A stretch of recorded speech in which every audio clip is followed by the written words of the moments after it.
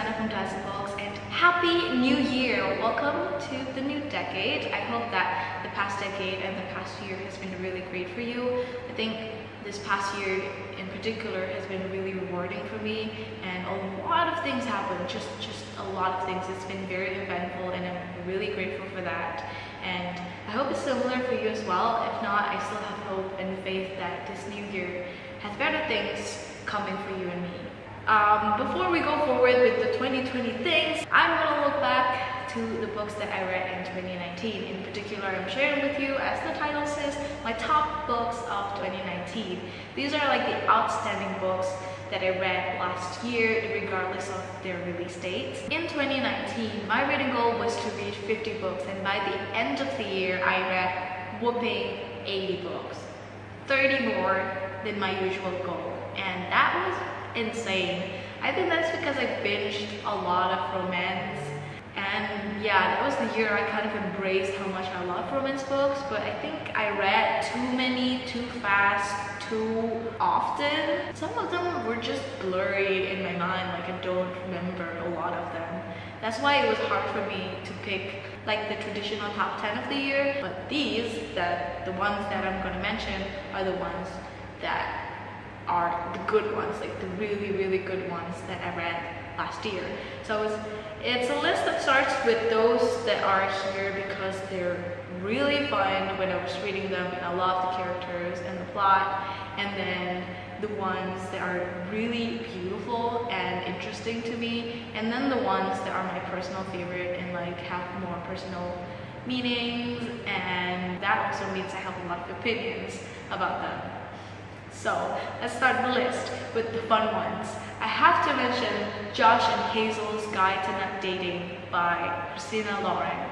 So last year was the year I discovered Christina Lauren's books. Other than the Beautiful Bastard series, I didn't know her books at all. That's why I said I discovered her.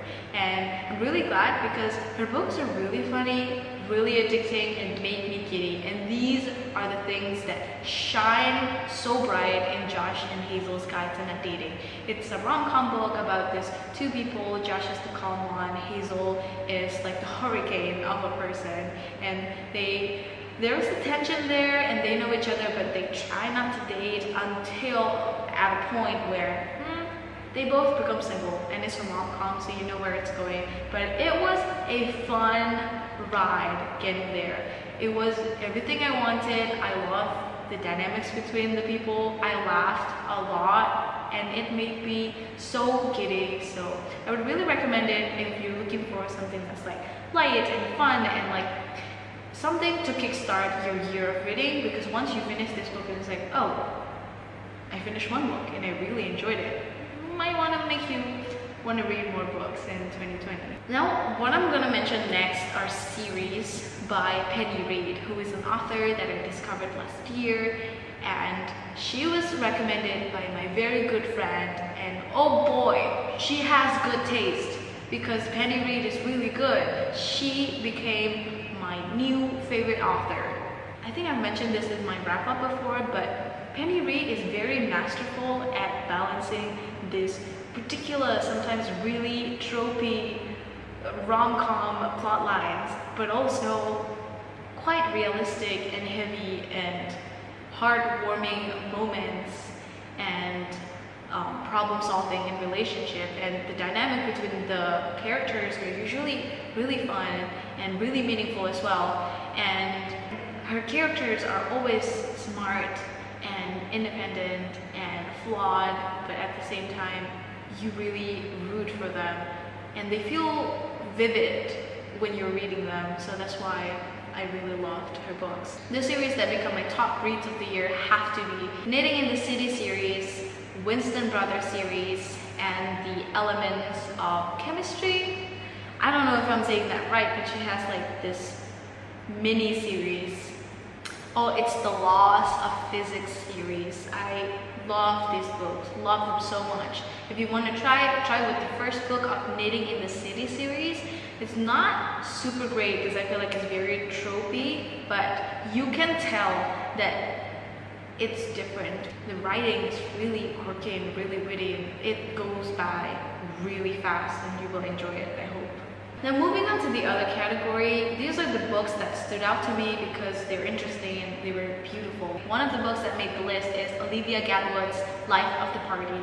This is her newest release and I enjoyed this book through an audiobook. I found it interesting that this book was born out of her obsession with true crime, and sometimes when she referenced some of the true crime stories, I would recognize them and I would get chills. And I like how she talked about being a girl, the dark sides of it, the good sides of it, just being a girl, because I find that that's a topic that's also really interesting, and like there's like infinite possibilities on how you can approach that topic, like being a girl. So I like how she approached it. I love a lot of the poems from this book, including If a Girl Screams, Ode to Pink, Ode to My Bitch Face, Girl, which is the first poem in the book. A lot of them. Would really recommend it. The other book that I want to mention that became my top reads of last year, this book like got a lot of hype and it deserves it because it's very, very beautiful. It even has a similar word in it in the title. It's On Earth We're Briefly Gorgeous by Ocean Vuong. So this was the first book that I read from him. This is his first novel. It's a book by a poet because he's a poet, and it's so obvious by the level of heartbreak that the sentences can carry and just make you feel. It's really good. It's heart-wrenching. A lot of the sentences are haunting and vulnerable. This story was told as if it's him writing a letter to his mother of like family and heartbreak and identity and how he saw the world and what things made him him. The way that he tells the story makes me want to make something like that as well. It makes me want to write a book like that. This next book is here. It's weird because this book was bizarre. So this book was recommended to me by Ariel Bisset on Booktube, and it's also been making rounds on Bookstagram and Goodreads. So I thought, why not try it? And that book is my year of rest and relaxation. The fact that this cover is like this, the first time I saw the cover, I was immediately reminded of Sofia Coppola's Marie Antoinette, because it was like a period piece, because it's about Marie Antoinette, but she just slaps modern music and modern fonts and made it really fun to watch and very unique, and it had the same effect, so it pulled me even more. So then I read it, and this book is about this girl who wants to sleep the year away in hibernation in hopes that she becomes a new person after that. She wants to do it because of a lot of things, and right after I read the second page, I pretty much knew that, oh, honey, you have a depression and you need to work through it to get better, not to sleep it off. And because the concept is bizarre, but then I knew that she had depression, and then the ending was very unsatisfying, but it kept haunting me, and it was just fun to analyze because the run-on sentences were unique, and then she also included a lot of like the trivias of the 2000s American life and how it was like to live as a rich person in New York City, and to have a character that's kind of annoying and so different from you, but also interesting enough for you to read about. It was a combination of those things that made this book stand out. I like those more than the books that are just okay and boring. That's why it made the list. Interesting, but mixed feelings about it.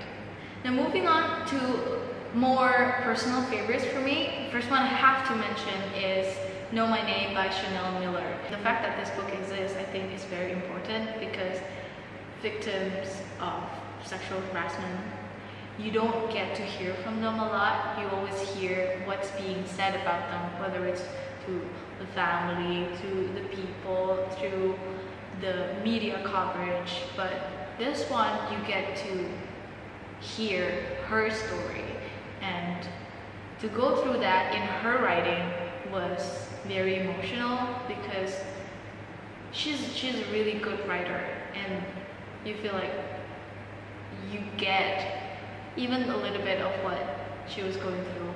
And I think it was brave of her to tell the story. It stays with me and it's meaningful for me. When she says in the book, like, when you're walking alone in the dark, I am with you, the power of her words, I felt that, like, it made me want to cry. So yeah, it made the list. The next one is a little bit similar to my year of rest and relaxation in that it stuck with me. And the book is Normal People by Sally Rooney. So this is a book that I would describe as the life of two people who can't stay away from each other, or like who keeps getting involved in each other's life and keep meeting, and eventually they realize that, oh, they change each other and they influence each other, and we see how they got involved with each other, how they change each other, what each other mean to each other.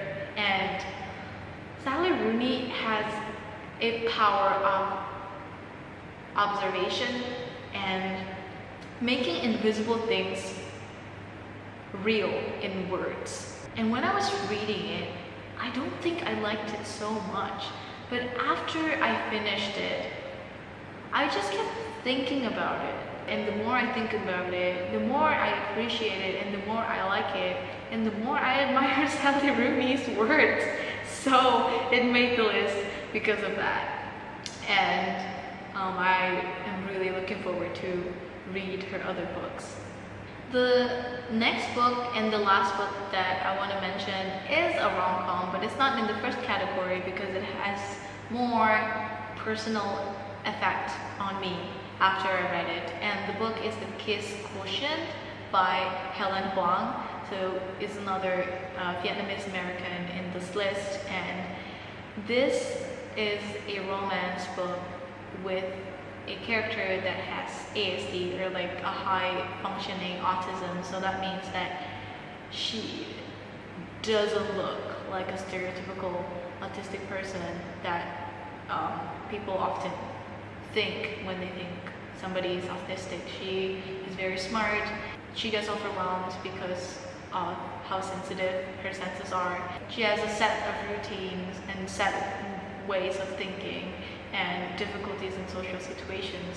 And because the character was different, the book became different. And I think the book was thoughtful, but was still a really good romance book. And on a deeper level, or on a personal level, I think it shattered what autism looks like to me. And it made me realize that I could really ignore it. I don't know how different autistic people are. And it made me curious, and it made me read up on what's ASD, what's Asperger's syndrome. So that's why it made the list. It kept being a good romance book, and it made me want to educate myself. So yeah, I guess that's the end of my list. Those are the outstanding reads of 2019. I wish there were more books that were truly memorable and also haunting me and also fascinated me.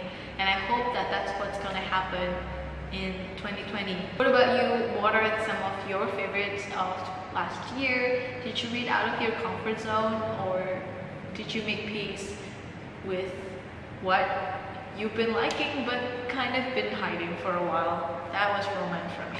Anyway, let me know in the comments down below. I hope you liked this long video. I hope you can take these as recommendations as well. Let me know if you've read or you're planning to read any of the books as well. And as always, I will see you in my next video. Happy 2020, happy reading, bye!